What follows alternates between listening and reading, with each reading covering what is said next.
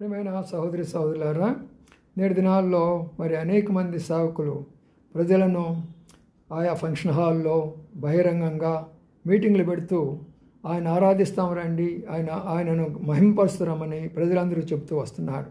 మత్తయి సువార్త 2:11 ఏమందంటే, వారు ఆ ఇంటిలోనికి వచ్చి ప్రభువును చూసి సాగిలపడి ఆయన ఆరాధించి కానుకలు సమర్పించారు. అది పద్ధతి.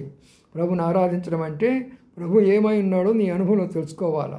ఆయనకు రక్షకుడా, తండ్రా, లేక దేవుడా, నీకు ఎలాంటి యొక్క అనుభవం నీకున్నది, నీ పాపాలు క్షమించబడ్డాయా, నిన్ను క్షమించాడా, ఆయన శాంతి సమాధానం నీకు ఇచ్చాడా, ఆయన నీకు తోడుగా ఉన్నాడా, నిన్ను రక్షిస్తున్నాడా, అనుభవపూర్వకంగా నోటితోటి సంఘములో ఆ ఇంటిలో ఆరాధించిన రీతిగా చేయాలి, బహిరంగంగా చేయకూడదు.